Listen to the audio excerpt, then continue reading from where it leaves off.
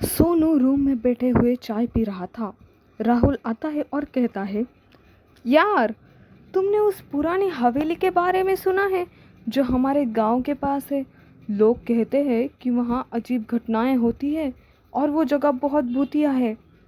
सोनू कहता है, हाँ, सुना है।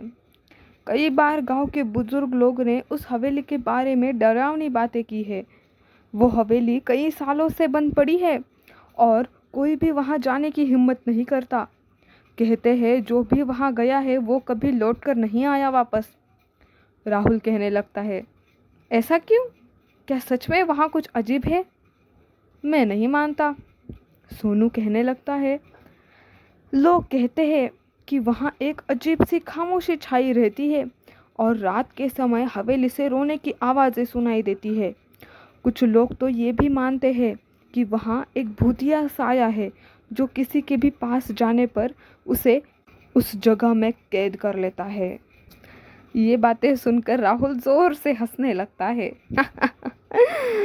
यार, तुम तो मुझे डराने लगे। मुझे तो लगता है ये सब बस अफवाहें हैं। कोई भी नॉर्मल इंसान वहाँ गया होगा और डर कर भाग आया होगा तो उसने ये सब बातें फैला दी होगी। सोनू गंभीर होते हुए कहता है, ऐसा भी हो सकता है, लेकिन क्या तुमने कभी उन अफवाहों के बारे में गहराई में सोचा है? क्या सच में सिर्फ डर की वजह से लोग वहाँ से भागते हैं या वहाँ कुछ ऐसा है जिसे हम समझ नहीं पा रहे? राहुल सोचते हुए कहता है, तुम ठीक कहते हो, लेकिन मैं नहीं मानता कि हवेली में कुछ है। मुझे तो लगता है सब सिर्फ डर का असर है और कुछ नहीं। सोनू कहता है, अच्छा, तो क्या तुम मेरी बात मानोगे अगर मैं तुम्हें एक कहानी सुनाऊं? राहुल हैरान होते हुए कहता है, हाँ, ज़रूर, कहानी सुनाओ। क्या ऐसा कुछ है जो तुम जानते हो और मुझे नहीं पता? सोनू कहानी बताने लगता है। ये कहानी बहुत पुरानी है और इसे मैंने एक बुजुर्ग आदमी से सुना था।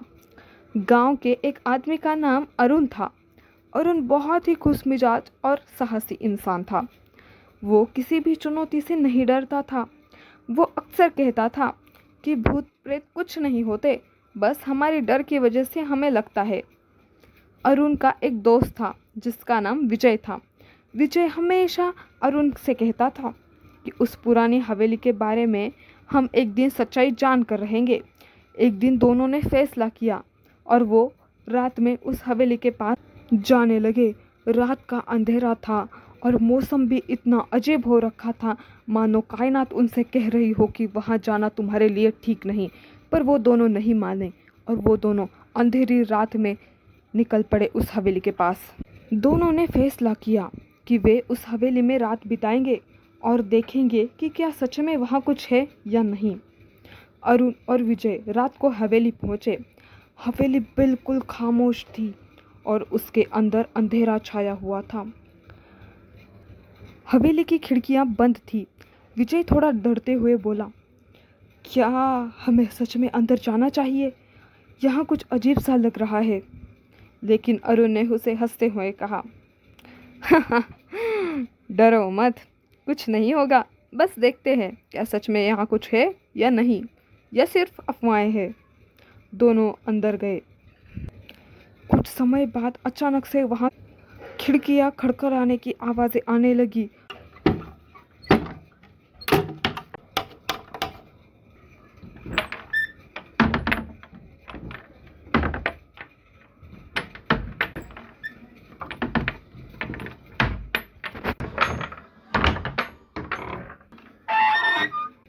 ये आवाज़ें सुनकर दोनों चौंक गए। विजय ने डरते हुए पूछा, क्या ये तुमने किया? अरुण ने कहा, नहीं, मुझे भी समझ नहीं आ रहा कि ये आवाज़ें कहाँ से आ रही है।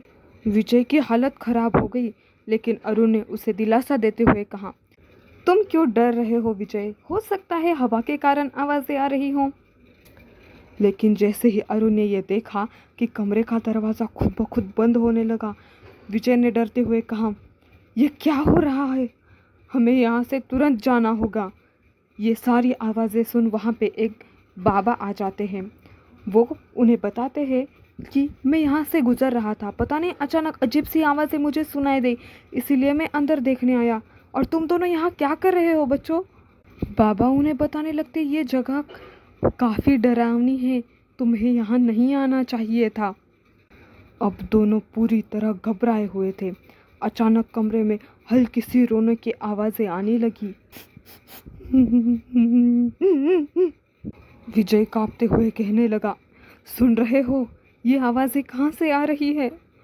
अरुण को अब एहसास हो गया कि ये जगह कोई सामान्य नहीं है। उसने बाहर जाने की कोशिश की तो देखा कि वो लोग वहाँ से बाहर ही नहीं निकल पा रहे थे। बाबा समझ जाते हैं कि वो इस हवेली के अंदर कैद हो चुके हैं। विजय का मन बहुत घबराया हुआ था। अचानक आवाज़ें और तेज़ होती गई और उनके सामने एक अजीब सी छवि आने लगी। वो एक औरत की भूतिया आत्मा थी जो पूरे कमरे में घूमा करती थी। वो औरत और कोई नहीं बल्कि उस हवेली की पिछली मालकिन थी, जिसका नाम मीरा था। मीरा की एक खौफनाक कहानी थी। मीरा और उसका पति दोनों के बीच बहुत झगड़े होते थे। हर रोज़ वो झगड़ते थे और एक दिन मीरा ने गुस्से में आकर अपने पति को मार डाला और उसे मारने के बाद उसने खुदकुशी कर ली। इसके बाद मीरा की आत्मा हवेली में फंसी रही और अब वो हर किसी को डराकर कैद कर लेती है और उसे वहाँ से निकलने नहीं देती और उसे हवेली में ही कैद कर कर अपना गुलाम बनाती है। अरुण ने मीरा की आत्मा से बात करने का फैसला किया। उसने उससे कहा, तुम्हारी शांति के लिए मैं तुम्हारी मदद करूँगा। तुम्हारे दोषों का प्रायश्चित करना बहुत ज़रूरी है। पर मीरा इतनी जल्दी मानने वाली कहाँ से थी। बाबा समझ गए कि यह आत्मा बेकाबू होने से पहले इसे काबू करना होगा। बाबा अचानक उनके मंत्र पढ़ने लगे और उस आत्मा को वश में करने लगे। आखिर में बाबा ने अपनी मंत्रों की शक्ति से उसे वहाँ से मुक्त करा दिया था और मीरा वहाँ से जा चुकी थी। और बाबा ने उन्हें समझाया कि अगली बार ऐसी खतरनाक चीज़ों से दूर रहना। हमेशा मैं तुम्हें बचाने के लिए नहीं आ सकूँगा।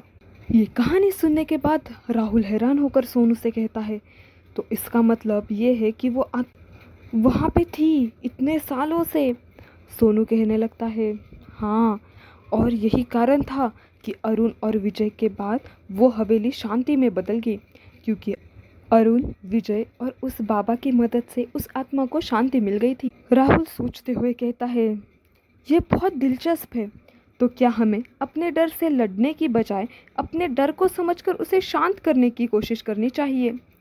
सोनू कहने लगता है, बिल्कुल, इस कहानी से यही सीखने को मिलता है कि डर का सामना सिर्फ साहस से नहीं बल्कि समझ और संवेदनशीलता से करना चाहिए। बुरे अनुभवों से भागने की बजाय हम उसका सामना करना चाहिए, उनसे कुछ सीखना चाहिए। कभी कभी हम जिन चीज़ों से डरते हैं वे सिर्फ हमारी सोच की उपज होती है। अगर हम सही दृष्टिकोण से देखें तो वे हमें कुछ सिखाने के लिए आई होती है। राहुल कहता है, तो अब मैं समझ गया, हमें अपने डर का सामना करना चाहिए और कभी भी किसी भी चीज़ से भागना नहीं चाहिए बल्कि उसका समझदारी से सामना करना चाहिए। तो दोस्तों, इस कहानी से हमें ये सीखने मिलता है, डर से भागने के बजाय हमें उसका साहस से सामना करना चाहिए और जीवन में आने वाले अनुभवों से हमें कुछ ना कुछ सीखते रहना चाहिए।